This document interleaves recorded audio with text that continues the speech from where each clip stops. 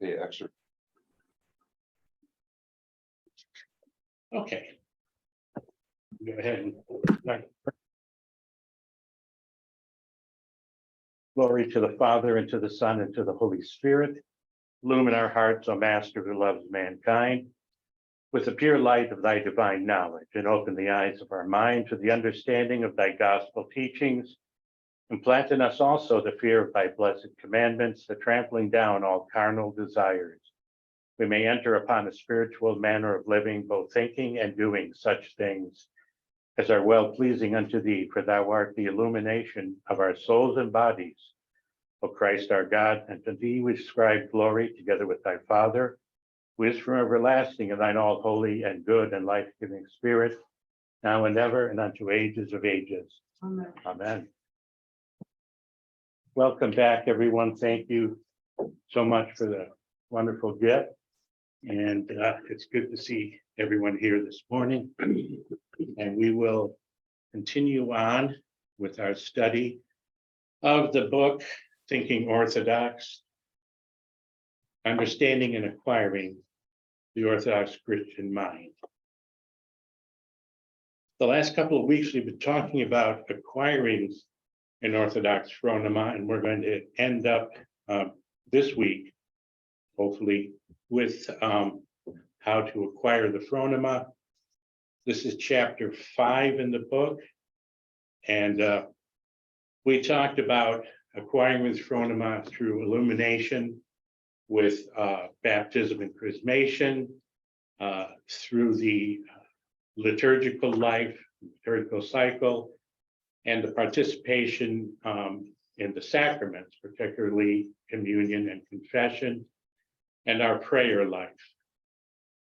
And today we're going to talk about some things not to do, as well as some things to do in order to acquire the Orthodox Phronema or mindset. And she talks about in this chapter, false piety and feigned humility. And what she means by this is that sometimes extreme practices and behaviors can easily develop among those who are enthusiastic for the Orthodox faith. Exaggerations and distortions develop out of piety and really a sincere desire to fully embrace Orthodoxy. The desire is well-intentioned, but it is misinformed. And what happens is that people, not just converts, but even cradle Orthodox, once they get the fire, so to speak, of the faith, they really get into it almost to the point of excess or extreme. Piety and virtue should be manifested as a natural expression of spiritual growth from within, or better yet, they should be hidden altogether. In other words, what she's trying to say here is that we shouldn't try to make a display of our piety, of our faith, as much as to keep it within ourselves. There's no problem with expressing pious practices, but they should not be pharisaical, I guess, in their display for the benefit of being seen by people, rather than within the heart to be seen by God.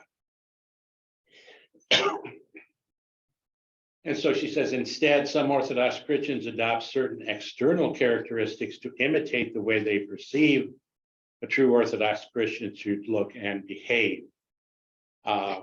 Oftentimes, Orthodox Christianity looks very different to Western people because of the head coverings, because of the beardedness, because of the way sometimes Orthodox will walk with their head down and not make eye contact. These things are all fine if they're expressed genuinely and not as a outward display. How about when people make sometimes the small cross or sometimes the big cross, you know? Again, if it's done with humility and with sincerity, let me put it this way: if you're doing this with the intention of, does everyone around me Right. see this? Then you're on the wrong Right, way. right. But imitating the behavior artificially in order to feign virtue exactly is exactly the type of behavior the Lord condemned as hypocrisy among the Pharisees. In Matthew 23:5, the Lord says, instead, they, and he's talking about the Pharisees and scribes, do all their worst to be seen by men. And so they take the best seats in the synagogue. They make sure everyone sees them with their large phylacteries, and et cetera, et cetera. And so, the Lord knows this. He knows the heart, and he knows how people, whether they're doing that for God or for themselves. It's better to lack a virtue and work to acquire it than to pretend to possess it, especially when the purpose is to be admired or accepted by others through a false display. True Orthodox spirituality encourages us to hide our virtues, actually. This is Orthodox and this is biblical. And in Matthew chapter 6 and verse 1, actually it's verse 1 through 6, but the first verse is, Christ again says, be careful not to make your charitable giving before other people with the intention to be seen by them. If you do so, you have no reward from your Father who is in heaven. And we have the example of the Pharisees who came to the treasury or the giving place in the synagogue, and they gave all of these large donations, but making sure that everyone saw them doing it, whereas the widow put in 2 mites or 2 cents secretly. And Christ said she gave more than all of them with their large donations. So again, whatever you do, what your right hand does, don't let your left hand know what's going on. I don't know if you remember it was a number of years ago, probably 20 or more. It happened in this church. We had this, not a debate, we had a discussion about conditional giving, right? Yeah. And again, at least our church doesn't put nameplates underneath the icons anymore, throughout the church, which is great. But there was a time when they're trying to raise money and someone says, well, I will give 10,000 if Charlie will give 10,000. Well, Charlie said, I'll give 10,000 if someone else gives, we're actually raised a lot of money. But that's kind of, again, backwards thinking. But it happens, even here in this church. And again, I know they're trying to squelch that and to be more sacrificial giving without others know. But sure, that's kind of an old mentality. Bishop Basil, when that was going on at a church, stood up, he said, we will not have this going on anymore. And it was kind of like, whoa. But that's kind of what they're talking about in a roundabout way also here. It exactly it. And it really is up to the priests or the bishops to put a damper on that and, have a silent auction if that be the case. But again, to let everyone know, look what I'm doing. And that is, that's not the Orthodox Phronema. So again, we're talking about how to acquire the Phronema and what not to do. So also, Orthodox Phronema involves not just thinking Orthodox, but doing it. And that involves the appropriate lifestyle. And we talked about this the last few weeks. Orthodox Christian spirituality is essentially monastic because it's essentially ascetic. All of us, if we're practicing Orthodox Christianity faithfully, we practice an ascetic type of lifestyle, even if we're not aware of it. It's the same for everyone in the church, but the degree to which we engage in spiritual practices differs depending on our spiritual level and whether we're monastics or living in the world. And this is an important point because we all live the ascetic lifestyle. Monastics live that lifestyle 24/7, 365. We live it as best we can, depending on our life circumstances, living in the world. But because of that, we're not expected to live like monastics. If we try that, it sometimes can be to our detriment, because our spiritual father may say to us, you're not doing this to your benefit, you're doing it to excess, and you might even be neglecting your duties to your family and also to your health, etc. So we have to be careful of that. Not to digress too long, but I saw a YouTube yesterday about 3 monks living in the Siberian wilderness yesterday. And it was amazing to me how they survived. A higher monk priest and 2 nuns literally living in a large cabin, sawing their own wood, burning their fuel, etc. And I was just amazed. It was a 12, 15-minute video. They see people maybe twice a year, but they're called to this, and they're also under the jurisdiction of an abbot. And so he has given them permission to do this. But again, that's an extreme that if we were trying to do that, because we see this and we say, I want to live like that. That's the wrong phronema. That's the wrong mentality. But it is there. That's been there from the beginning of Christianity.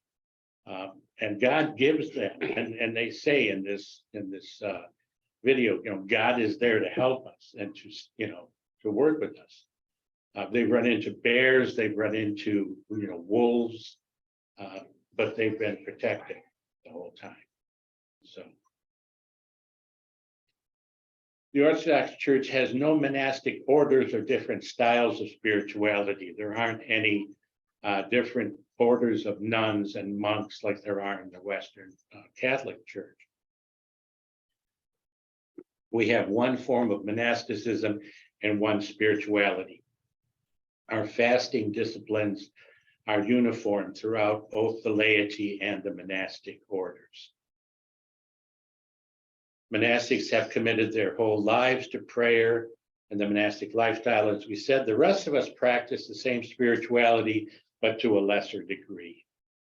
And again, go with what your spiritual father recommends and let him know what you're doing. And so if you're doing to excess, he will let you know. If you're not doing where you should be, he'll also let you know that as well. And again, we have many daily responsibilities and commitments in the world. It's improper and even harmful for those of us living in the world to attempt to apply the lifestyle and practices of the monks. So we keep that in mind.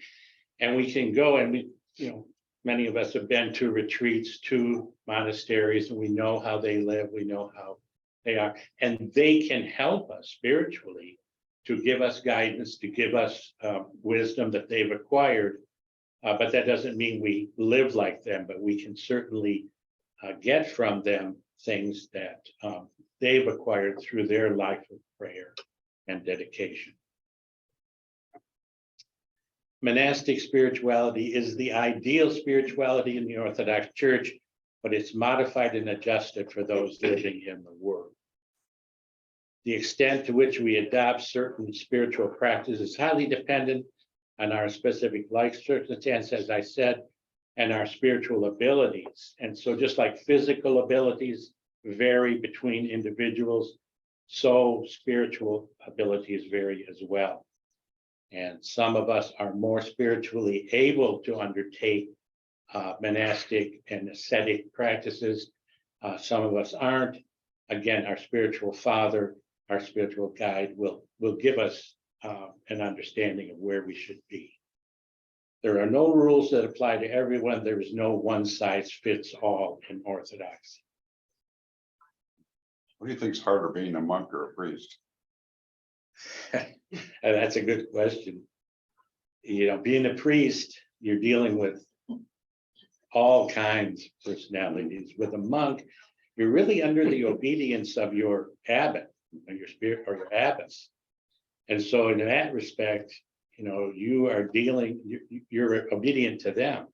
A priest, you're obedient to your bishop, but you're also responsible for a large flock. So I don't know.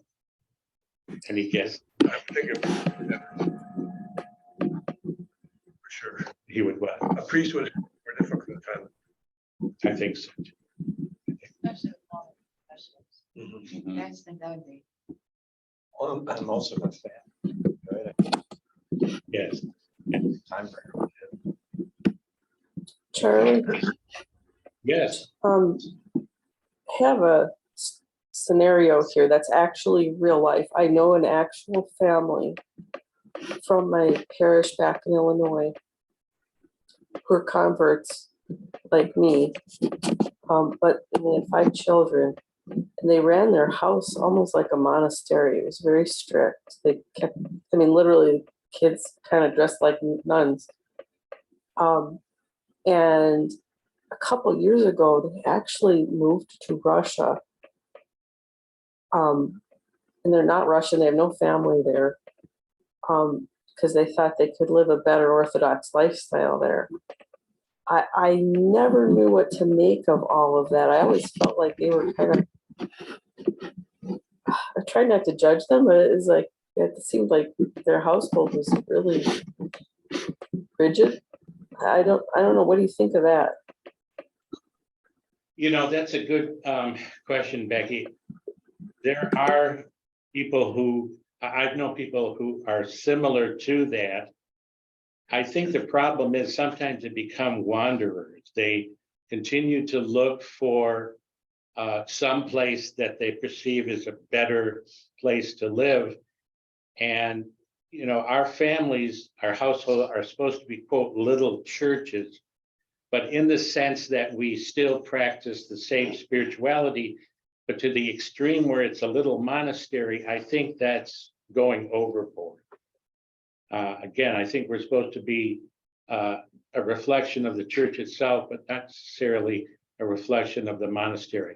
And if they move to another country, let's say to Russia, they should still be under the guidance of a spiritual father. And I would say I would be surprised if a spiritual father gave them permission to do that. Yeah, they didn't even tell the priest back in Illinois. Then that's really not Orthodox. That's not Orthodox in the way we understand it. That's really sort of like being an independent denomination, if you will, and saying, I'm going to do what I think is best. That's self-reliance, and that is actually a sin in the eyes of the Orthodox Church, to rely on our own will, on our own decisions without any guidance from, like you said, even their local priests. So I would say that's highly suspect.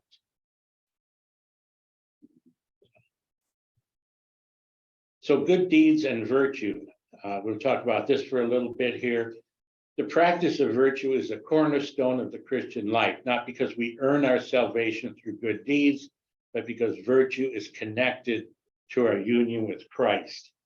After we've been baptized, I think in the baptismal service, it says you go on now to perform good deeds, because now you've been entered into the life of Christ, into the family of Christ. And so good works were made for good works, not that our good works earn us our salvation, but that's part of our contribution to our salvation. God gives us the grace, but we perform the good works. The Lord often spoke of the importance of the virtues such as meekness, purity of heart, forgiveness, mercy, love, and humility. And so those are virtues that we work toward, we struggle toward those. And so those also go along with good deeds. Now, atheists can also have these characteristics. They can be, forgiving, have mercy. However, the behavior has a different meaning and a different context. than when it's the same virtue in a Christian. Without Christ, it is not a spiritual virtue, since it does not come from a nous or a heart illuminated by God.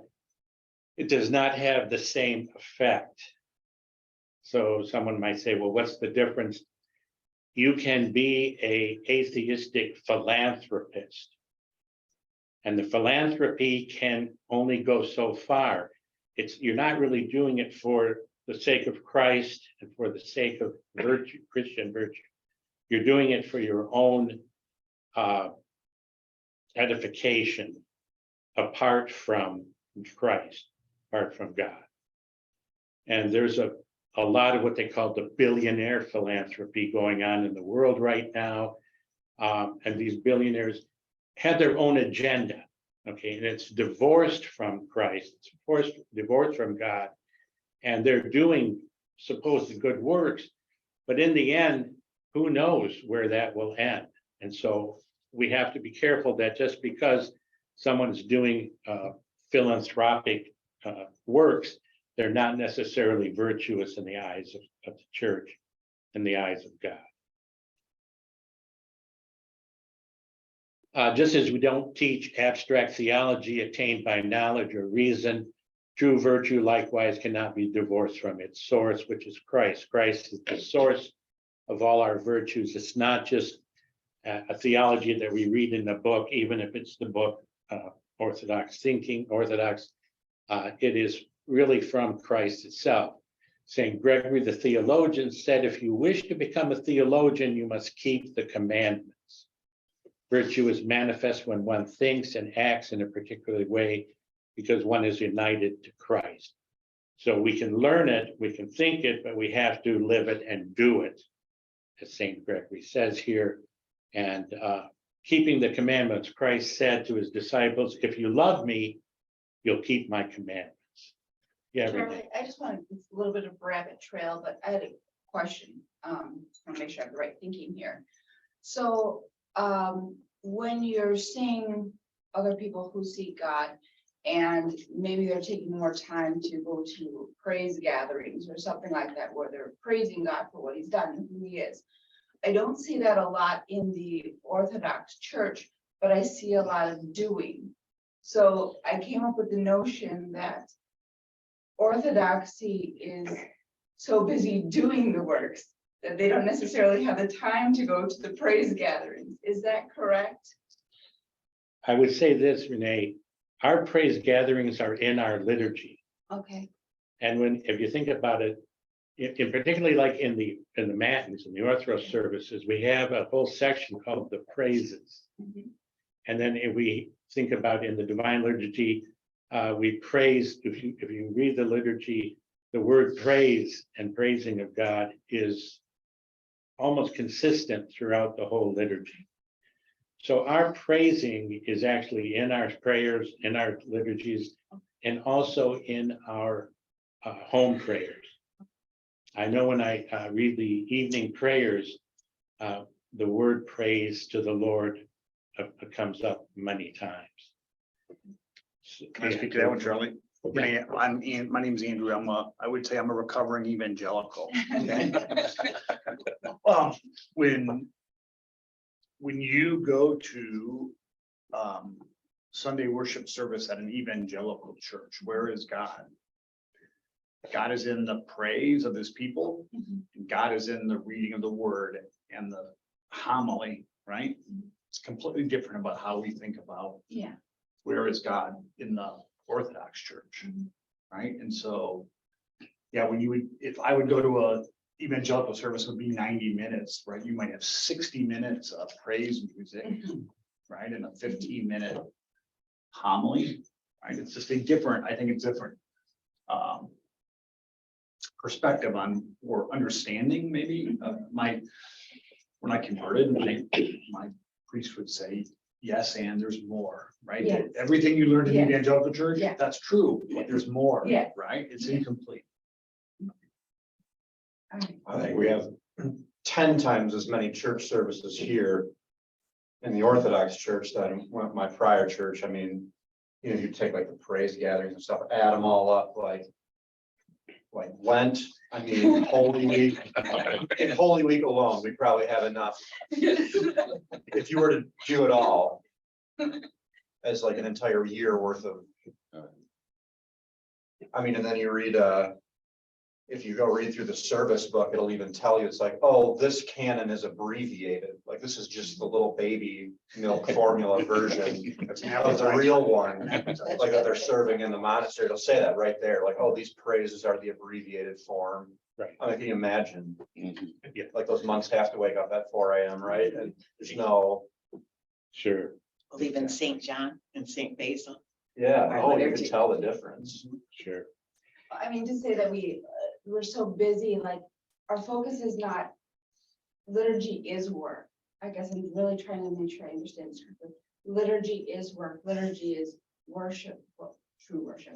Liturgy is praise, but as an Orthodox Christian, we are concerned about the doing of what God has said, not just about the talking about what God has done.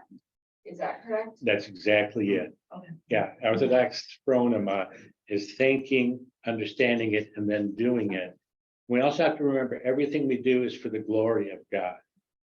And so all of our works, all of our prayers, all of our both liturgical and private is all to the God's glory. And that's, again, what our part of it is to do those things for his glory. Yeah, I think for me, the hard part, I think, is that going to church is pretty easy. Going to liturgy is pretty easy. It's living it day to day to day. That's the hard part, and that's the praise part. Is actually living orthodoxy every day. That's not so easy, but it's every day. It's not just on Sunday or Yeah. during Lent or whatever. In fairness, I would tell you, a lot of evangelical or Protestant people think that exact same way. Right, the doing and the living it is important to them. As well, right? It's just the tradition they were born into. And so you're right, Andrew, we take what they have, and now this is the fullness of the faith. And that's where, they can only go to a certain point because their tradition and their understanding has been limited.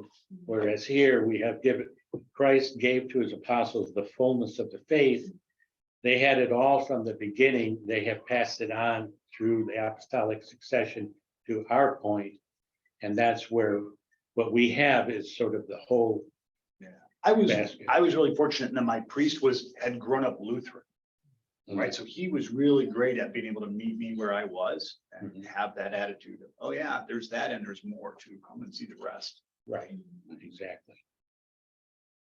And so here we are. And so in the church, we do not believe in abstract values and ideas, but in virtues, which are fruits of the Holy Spirit and an experience of the uncreated energy of God, because love, peace, righteousness, and all these other virtues are natural, essential energies of God. And those energies are transmitted to us through the Holy Spirit, through baptism and chrismation. And so we are partaking of the divine nature of God, as St. Peter says in his epistles. And as partakers of the divine nature, all of these virtues are given to us, and then we experience them and then use them in our life. Okay. Now, here's a very interesting section. Virtue requires effort and struggle. If we have certain virtues as part of our natural disposition, in other words, patience, we're naturally a patient person. This is not admirable, nor does it result in any reward from God. When I first read this, I was a bit astonished. Talked about this. And I thought to myself, well, wait a second, how can this be? And so we have to look at it a little bit more fully and carefully to understand it. St. John Chrysostom gives us an explanation. He explains that virtues that come naturally to a person are not truly virtues because they do not require any effort to acquire. Virtue is the fruit of ascesis or spiritual struggle. These virtues that come naturally are gifts from God. Okay, they've been given to us just like a physical ability is a gift from God. So too are some of these spiritual virtues. They're gifts from God, and we're thankful for them, and we try to use them, we try to practice them. But the author gives an example of Saint Anthony the Great in the desert. After a particularly difficult bout fighting against many demons, Saint Anthony complained to the Lord. He felt abandoned, and after the struggle was over, he asked Christ, "Where were you?" And the Lord replied, "I was here, Anthony, but I wanted to watch your struggle. Temptations came upon you. I wanted to watch and see how you handled those temptations, how you struggled against those things which you didn't naturally have in your nature, but you wanted to acquire."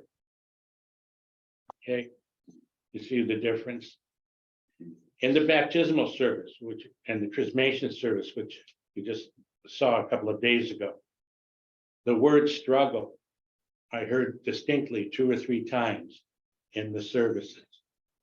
You are baptized and chrismated. This is your beginning. And now you will undergo struggles against temptations in your life. And this is where the ascetic part of Orthodox Christianity comes in. Once you're baptized and chrismated, you're marked. You're marked as a soldier of Christ. And because of that, you are now set upon by the enemy. The enemy is the devil and the demons that work for him. They will attack. As Saint Anthony found, the Lord is watching. What are you going to do? Are you going to fight against these demons for your Christian virtue? Or are you going to lay down your arms and decide, I'm not going to fight and struggle? This is the spiritual warfare that we undergo as Orthodox Christians. And so that's why we said initially, whatever virtues you have naturally, they're gifts, they're great, but they're not what are rewarded by God. I told Rick when we were reading this week, it's like we don't get any credit for what we're naturally, born with. Right. And it reminded me of the passage where, almost we don't get credit for loving the people who love us. We get the credit when we love our enemies, and that's the struggle. Yes. Yes. And that's imitating Christ. That's his template that he gave us. And then he said, now go and do likewise. And so that's where and so we have to understand we're in a spiritual war. Our enemies are going to attack us both in the spiritual realm and also in the physical realm. And so when we love our enemies, but we hate the demons and what they do to us, but we're talking about love our physical enemies, then we are being Christ-like. So we acquire virtues through struggle to overcome temptations. This is what is praiseworthy, helps us become godlike. So there are a lot of little things that we can do in our life to obtain an Orthodox Phronema. And Orthodox Christians still create and maintain an Orthodox Phronema on a daily basis, like you were saying, Greg. They keep holy water in their houses and drink it when they need a blessing. I remember a couple of years ago when I was going to undergo surgery, I called Father Michael. I said, what do I do? He says, well, first of all, take some holy water, drink it, and then say certain prayers. And so the holy water is a physical addition to our spiritual life, that as we just went through Epiphany and we have holy water that we take home with us.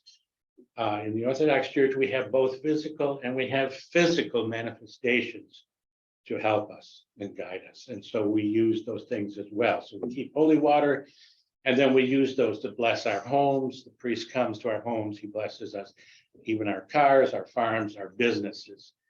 When I was building a new home, the priest came out and actually blessed the land before we broke ground. So all of these things, as you know, are all part of our physical Orthodox Phronema. We built our last house. They pour the foundation, Mhm. have a cross and they'll put it in the foundation. Wow, that's interesting. I didn't know Yeah, that. the footings. Yeah, So we did that and the builders and all the people that were there, you know, saw Father do that in the prayer and they were just like, you know, what's going on? I explained it to them. They said, never seen that before. isn't that interesting? Yeah. So I mean, just those little experiences that we have, others don't. It's like, what's that all about?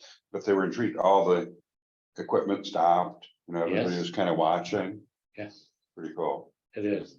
We're bringing orthodoxy to the Western world in very small ways, but very profound ways. And We as, don't evangelize like the Protestants do, which I think, I don't know if we're gonna get into that in this book, but that's evangelism in and of itself, yes, Rob. yeah. And that was a good point you brought up. That's evangelism in and of itself, because when they stop and they see, it's sort of like when Philip said to Nathaniel, come and see. Okay, that's exactly what's happened. These little things are evangelistic in their own way. We had in our business, everybody says, well, we're different, blah, blah, blah. But if we actually were able to get someone to come in just to visit with us and we show them kind of what we do and the scope of it, you know, we would say our success rate in having them become clients was like 94%. So, but unless they come in and allow us the opportunity to show them what we do, it's not gonna help. Right. I think of that as this church. There's just so much to it. But if you come in and you experience it, you walk in the door and you look up and you see all the icons and you hear and you taste and you smell. Yeah. It's awesome.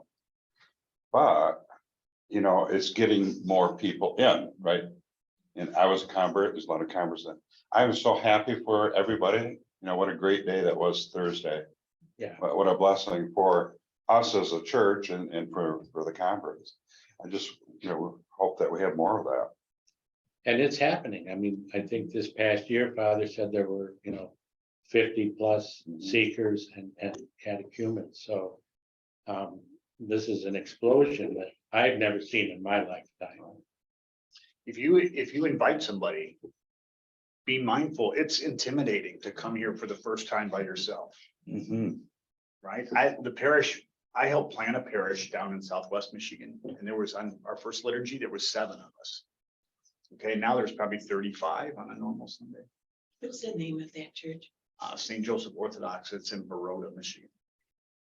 So the first Sunday, and one of my parishioners there who's from Grand Rapids told me about St. Nicholas. Wow. Like I didn't look at the website. I didn't know what I was driving into, right? I just had the Google Maps for them. So it's intimidating. So if you invite somebody, meeting them at the door and welcoming them in matters. That's a good point. And I think Father has a ministry, in fact, here that, greeters and people who, That's one of the main WIG goals. is it? Yep. Okay. Yeah. We got the second we came here, we got nailed by Brian immediately. And he's like, hey, come on in. He's like, I'll watch your baby. And we're like, we never met this guy. And just like taking our baby. So we can like, stuff like that. Like, it's great. Yeah. Here you go, have him. No brainer. Here we go. Take our 4-year-old. So. It wasn't always that way, unfortunately. The one thing I'll say is you still know even if it's very good to greet people and make them feel welcome. At least if you come in and you don't have that, you're in church in a way that I think is sometimes missing from at least a lot of the churches I grew up in. Yeah. You might feel like you're in like an IRS building or something like that,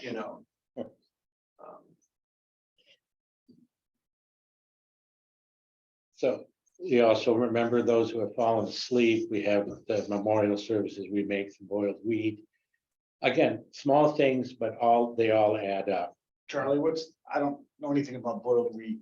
What's the story behind that? Yeah, the boiled wheat is actually, wheat obviously is an indicator of something that dies and grows up after it's planted in the earth and it goes up. So when someone has a memorial service for one of their departed, they boil wheat, they season it with sweets, sweet syrup, and sometimes small fruits like raisins and Red Hots.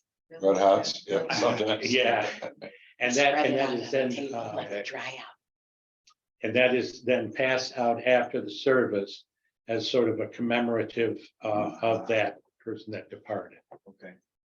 Now, Yes, Renee. I've noticed that there's a lot of little memory recipes for the Greek Orthodox and for Russian Orthodox and many other types, but I don't see a lot for Ethiopians. Each nationality is a little bit different. In Jeanette Galloway, who is the president of the Midwest Ladies, said that in some countries, because they didn't have the wheat, they used rice. Mhm. I've never seen that before, though. So each nationality is slightly different, what they put in it, how they do it. I mean, we have recipes here too, and you know, Is there a place we can find them like compiled, like do this on this Do we day? still No. have? Do we still I have can the- tell you how to make it. I mean, we can tell you how to do it. There's a book I on mean, it because too. we've done it. Do we have the, any more of the recipe books or the recipe card? I don't know. I don't know if I have any more in there. We might- How about I mean, those, I've got some recipes for that. I mean, they're all a little bit different, but they're basically the same. how about the Zalabia that we had on Thursday night after Epiphany? I need to stay long. It's wonderful. I guess. That was delicious. Fried dough. You Yeah, had. yeah. See that? I got a Charlie, did they show you a picture? There's a huge I hole. saw See that. I saw The remnants at the bottom in of the the bill- picture? Yeah, in the bullet. The thing was filled to the top. I saw that. And again, so to answer your question, those are, again, things that commemorate, and then we share them with the congregation afterwards. Something that we did in the Romanian Orthodox Church that I grew up in. The memorial service for the dead that you're remembering was like right after the service. Mhm. And usually the family and their close friends then would come up and everybody would do this, you know, so everybody was connected during the service. And that was very touching, I thought, you know. And then, yeah. Yeah. And then we also had loaves, we had loaves of raisin bread that was blessed, and we gave that out afterwards at the coffee hour too. Yeah. There was a particular bakery in the Dearborn area that baked that for us. And so all of these things, again, we do in commemoration of those departed, understanding that they're still alive. We don't say they died, they've fallen asleep in the Lord. And that's, we interact with them in a different manner. This is what Christ said, is that, you know, they're now still part of our body of Christ. And now we're interacting with them in a different manner.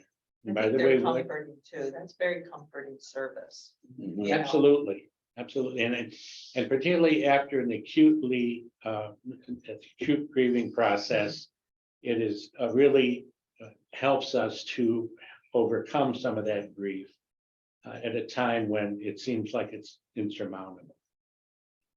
Charlie, and maybe Renee can help us better understand this because she just went through it, but after the baptisms and the chrismations, was it the dance of Isaiah?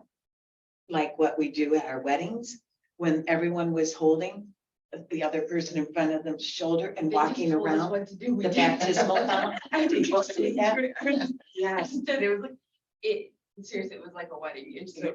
Right, and you were all so beautiful in your white, yeah. Yes, But I hadn't seen that because we haven't seen mass baptisms and mass chrismations so much. You know, we're starting to now, but right. is that what that was, Charlie? I meant Yes, to I ask think how so. I think it was.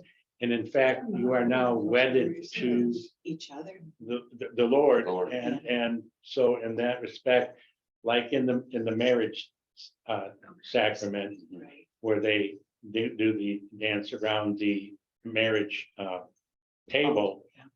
Now the baptismal font becomes the marriage of the person to God. And they do that with the priests and the godparents and the Right, in the baptism. yeah, if service. it's an infant, it's the same That's same right, thing. that's right. We Yeah. do.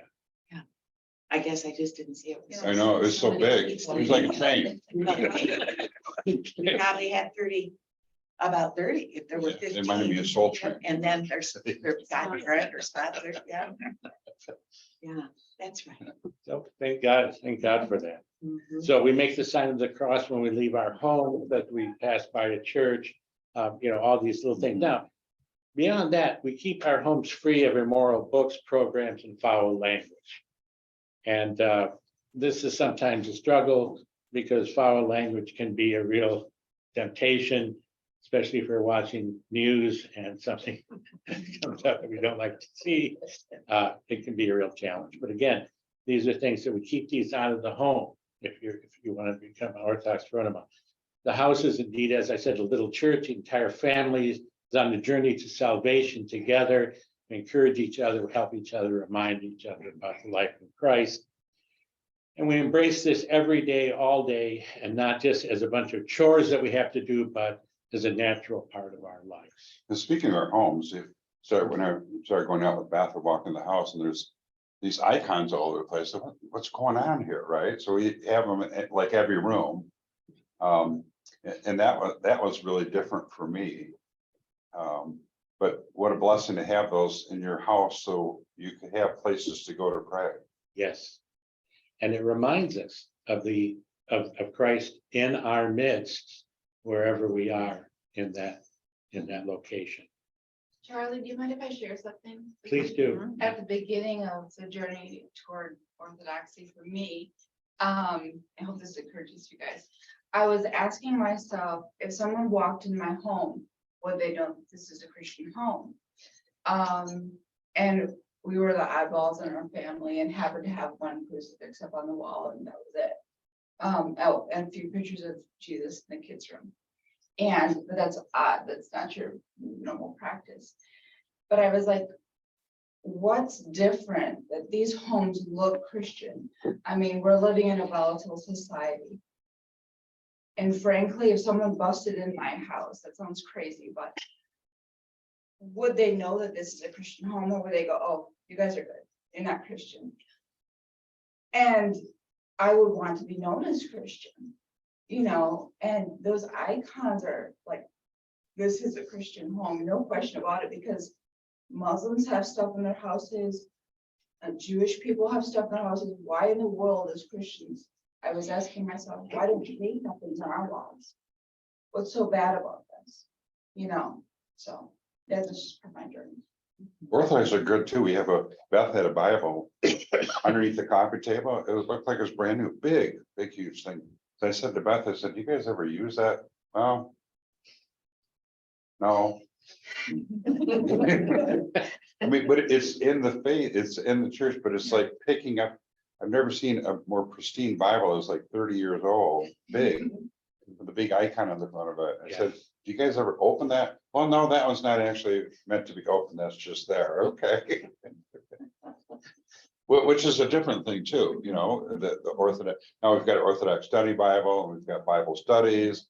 But those things, didn't apply all the time. So we're catching up, actually. On that. We wouldn't write all over our Bibles. No. Now we're doing Yeah. it. My mom passed away and she had 10 Bibles that she had used over her lifetime, highlighted notes. And then I think it was my sister gave each one of the grandkids one of her Bibles, Yes. which was cool. But I guess if you get an Orthodox Bible, it's going to be new, right, from the house. But we're starting to open them up. We are, We're starting to exactly. look at it, and thank God for that. And then finally, and as you were talking about society, Renee, in traditional Orthodox countries, the general culture supports an Orthodox Phronema, but here, and especially in the West, it's a pluralistic society, and sometimes it's much more difficult. It requires more effort to dedicate and show our Orthodox Phronema in our everyday life. Avoiding self-righteousness and hypocrisy, kind of going back to what we were talking about earlier. Orthodox Christians are vulnerable to the danger of hypocrisy and self-righteousness because we emphasize the importance of fasting, prostration as rule of prayer, various behaviors and actions. sometimes we can get, as I said, overdo it. We delude ourselves into thinking that we've arrived because we manifest all the outward signs, have done all the right things, when in fact we are far from God. And Lord himself warned us when he said, on the day of judgment, many will come to me and say, Lord, Lord, didn't we prophesy in your name? We cast out demons, we did mighty works in your name. And he will declare to them, I never knew you, depart from me, you evildoers. And he does that because their mentality was totally self-centered, totally doing everything for their own benefit and not for the glory of God. Orthodox Christians should always remember the icon of the ladder of divine ascent, which is placed before us on the fourth Sunday of Lent and serves as a sober warning. As high as we might ascend spiritually, we can instantly fall from the highest rungs of the ladder, not only through our deeds, but more likely through the wrong attitude, the wrong phronema. And so even though we are ascending this ladder in one way, we're also very vulnerable, particularly to pride. And pride can be it's the one sin that cast Lucifer from heaven. It's the one sin that cast man in the Garden of Eden into sin. It was the pride of self-reliance, of I know better than God. That's our media today likes to celebrate when Christian leaders get pulled off the ladder, right?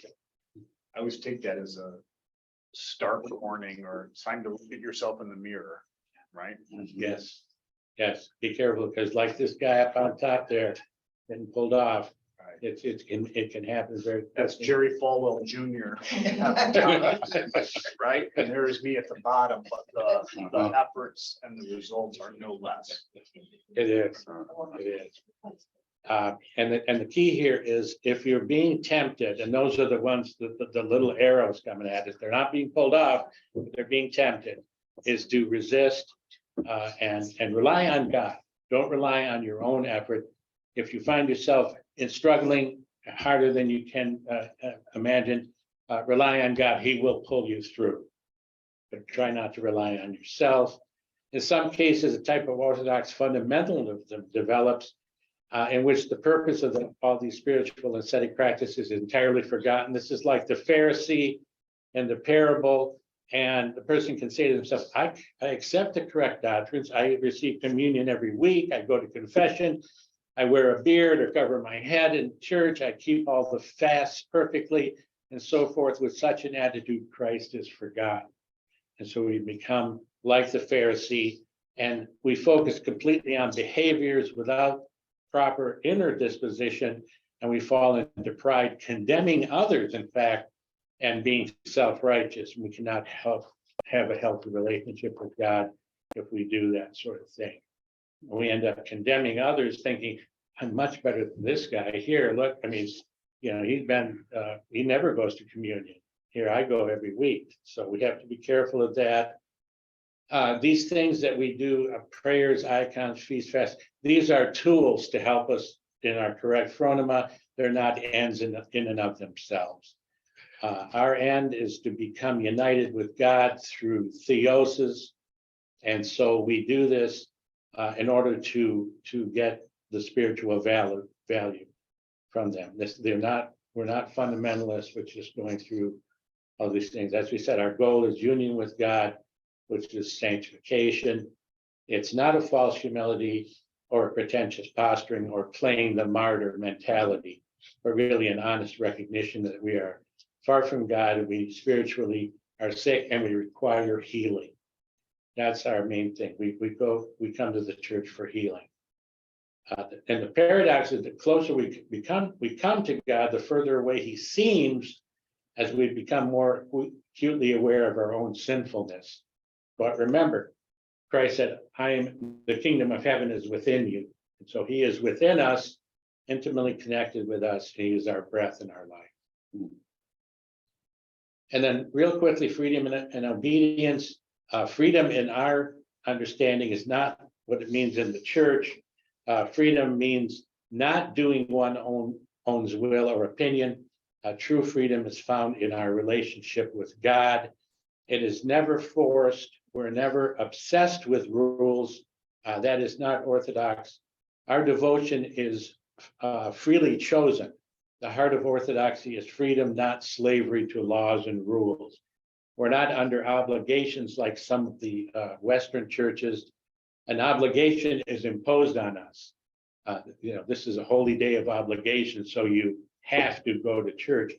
We do it because out of love, because we choose to do that, and that's the difference here. Christ does not ask us to submit to him. This is very interesting, but to hear him and to do, and we don't, and he doesn't demand that we hear him or do his. Sorry, let me go back. Does ask us to submit to him, but he asks us to hear him and then to do and keep his words. And now always you hear Christ saying, if you hear my words, do them. Blessed are those who hear the word of God and then do it. Not just hear it and ignore it, but do it. And the relationship between hearing and obedience is clear, as it says in the scriptures. Orthodoxy never equates obedience with compulsion. An Orthodox Christian freely chooses to be obedient to tradition, to observe the way of life, and to follow the spiritual director. This is a chosen thing out of love. And then the spiritual father applies appropriate remedies for spiritual healing, just like a physician will prescribe a remedy for whatever the patient needs.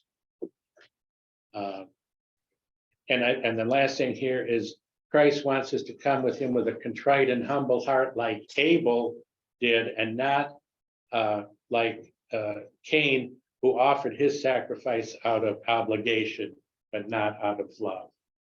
And so Christ wants our love. He wants us to come to him freely. If we slip up and backslide, don't worry. We have confession, absolution, in order to help us go back to where we need to be. I'm going to go ahead and end that now. Thank you, everyone, and we will see you next Sunday. God willing.